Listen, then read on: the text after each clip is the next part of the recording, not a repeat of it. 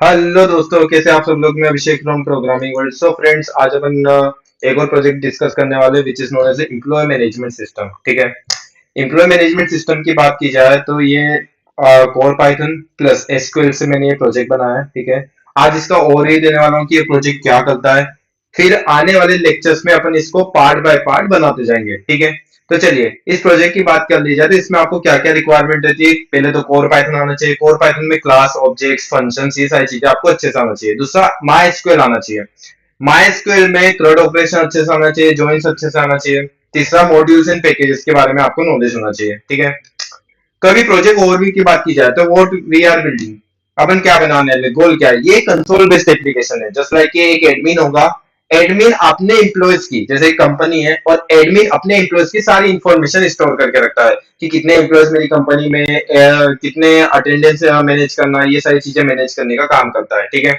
Just like एक console based application ही है।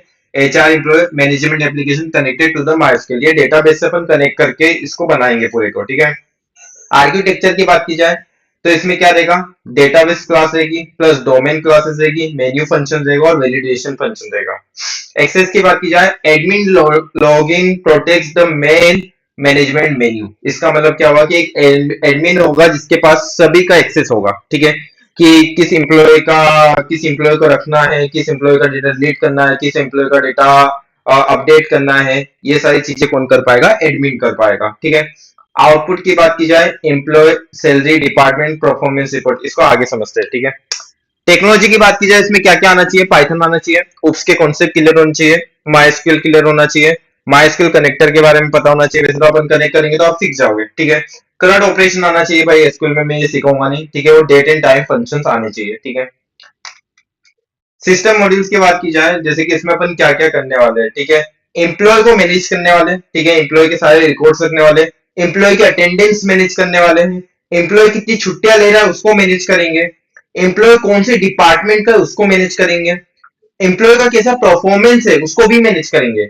एम्प्लॉय की क्या सैलरी है उसको मैनेज करेंगे और एम्प्लॉय के रिपोर्ट्स को मैनेज करेंगे। ठीक है। ये सारी चीजें अपन इस प्रोजेक्ट में करने वाले हैं। ठीक है।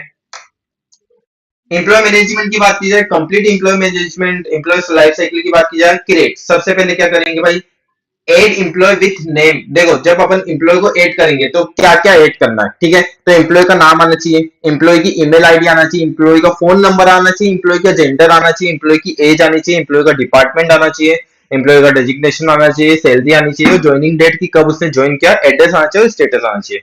वहीं पे कभी अपन डेटा में से रीड करेंगे तो क्या क्या रीड कर पाएंगे, तो ऑल द एम्प्लॉयज और सर्च बाय एम्प्लॉय आईडी। देखो, कभी हर एक एम्प्लॉय को अपनी एक आईडी मिलेगी किसी आईडी के बेसिस। सपोज कि एक एम्प्लॉय को मिली 101। ठीक है। तो जो 101 आईडी वाला है उसकी सारी इंफॉर्मेशन मैं रीड कर सकूं, है ना। ये सारी मतलब जो है, नाम आ जाए, एज आ जाए, सब कुछ आ जाए, मैं ये सारी चीजें रीड कर पाऊं। ठीक है। तो किसी आईडी के बेसिस पे मैं रीड कर पाऊं। अपडेट की बात की जाए, मैं एम्प्लॉयज का डेटा अपडेट कर पाऊं और हो सकता है कि कोई एम्प्लॉय मेरी कंपनी छोड़ के चले गया तो उसका डेटा डिलीट भी कर पाऊं। ठीक है। उसके बाद अटेंडेंस एंड लीव। ठीक है। कि भाई एम्प्लॉय की अटेंडेंस की बात की जाए तो एम्प्लॉय ने कितने दिन की छुट्टी ली है, मतलब कितने दिन आया, कितने दिन की छुट्टी ली है, ये सारी चीजें मैनेज करनी है। Display all the attendance record, कभी वो आया है तो उसके रिकॉर्ड्स बताओ। ठीक है। व्यू अटेंडेंस फॉर 1 मंथ, पूरे मंथ की मैं अटेंडेंस देख लूँ भाई। और ज्वाइन का यूज करना है भाई, एम्प्लॉय का नाम क्या है, ये सारी चीजें पता चल जाए। ठीक है। लीव की बात की जाए कि उसने कितनी छुट्टियां ली है। आपने उसने सपोज कि आपको एक एप्लीकेशन भेजी होगी छुट्टी के लिए, तो आपको पेंडिंग रखनी है, अप्रूव करनी है या रिजेक्ट करनी है, ये भी चेक करना है। अपडेट लीव स्टेटस, कि उसके लीव का स्टेटस आप देख सको। Validate that the employee exist, आपको चेक करना है कि ये एम्प्लॉय प्रेजेंट भी है कि नहीं है भाई, ये एग्जिस्ट करता है कि नहीं। पता चला कि 1 महीने बाद आप, सपोज कि आप 1 महीने के लिए बाहर चले गए और उतने में वो एम्प्लॉय ने कंपनी छोड़ी है, 1 महीने बाद आप आके बोलते हो कि ये एम्प्लॉय है कि नहीं है, तो वो आपको वैलिडेट भी करना है कि एम्प्लॉय है कि नहीं है। ठीक है। डिपार्टमेंट मैनेजमेंट की बात की जाए तो डिस्प्ले डिपार्टमेंट की कौन सा एम्प्लॉय कौन से डिपार्टमेंट का, ये पता चले। अपडेट डिपार्टमेंट में एंड मैनेजर। ठीक है। कि कौन से एम्प्लॉय का डिपार्टमेंट कभी चेंज हुआ है तो कौन सा डिपार्टमेंट चेंज हुआ है, उसका मैनेजर चेंज हुआ है तो कौन सा मैनेजर है। डिलीट डिपार्टमेंट, डिपार्टमेंट को डिलीट कर दो। आया समझ में। Store review and performance management भी करना है कि भाई उसके रिव्यूज कैसे हैं, ये सारी चीजें मैनेज करो। ठीक है। फिर सैलरी मैनेजमेंट की बात की जाए कि उसकी हाईएस्ट सैलरी कितनी है, लोएस्ट कितनी थी, एवरेज सैलरी कितनी है। रिपोर्ट्स की बात की जाए तो टोटल एम्प्लॉयज, कितने एम्प्लॉयज अभी एक्टिव है, कितने एम्प्लॉयज इनएक्टिव है, डिपार्टमेंट वाइज एम्प्लॉयज का काउंट कि हर डिपार्टमेंट में कितने एम्प्लॉयज है ये बताओ।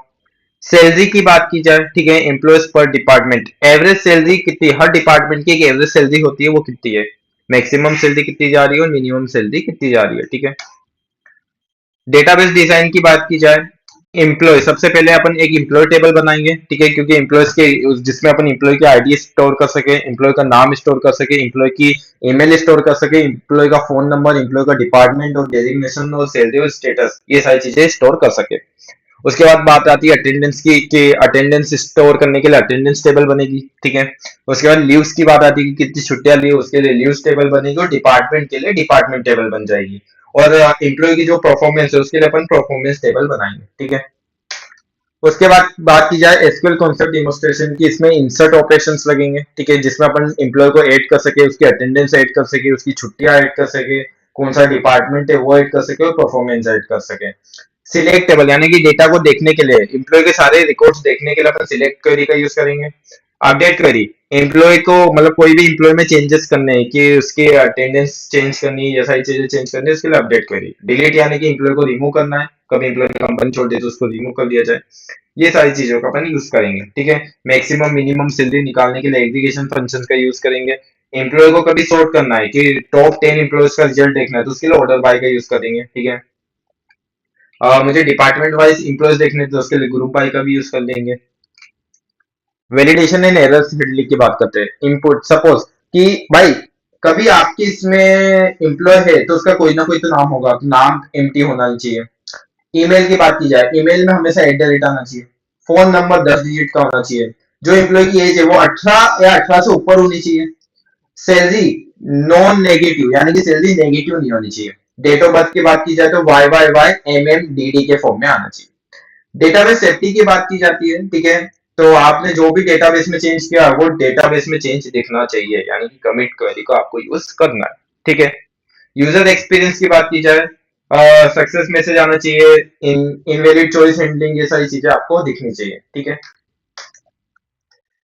अपन फ्लो देखते हैं। सबसे पहले डेटाबेस पे काम करेंगे। सबसे पहले एक एसक्यूएल जो भी डेटाबेस का काम है, जैसे एम्प्लॉय टेबल बनाना हुआ, लीव टेबल बनाना हुआ, ये सारी टेबल्स बनाएंगे। उसके बाद माई एसक्यूएल को कनेक्ट मतलब माई एसक्यूएल और पाइथन को कनेक्ट करेंगे। पाइथन का प्रोजेक्ट, फिर अपन एडमिन लॉगिन करेंगे कि एडमिन कैसे लॉगिन करता है। फिर एडमिन एम्प्लॉय को ऐड करना सीखेंगे। सर्च अपडेट और डिलीट करना सीखेंगे। अटेंडेंस और लीव का देखेंगे। उसके बाद परफॉर्मेंस और व्यू टॉप परफॉर्मेंस यानी कि परफॉर्मेंस वाला बनाएंगे। फिर अपन सैलरी वाला बनाएंगे और उसके बाद लॉग आउट करना सिखाएंगे, ठीक है आपको। तो फिर आपको क्या आना चाहिए, कोर पैटर्न आना चाहिए, उप्स के कॉन्सेप्ट आना चाहिए, फंक्शन आना चाहिए, कर्ड ऑपरेशन आना चाहिए, ये सारी चीजें आपको आनी चाहिए, ठीक है। तो आज के लिए इतना ही। कभी वीडियो अच्छी लगी तो लाइक करें, सब्सक्राइब करें, शेयर करें। Thank you.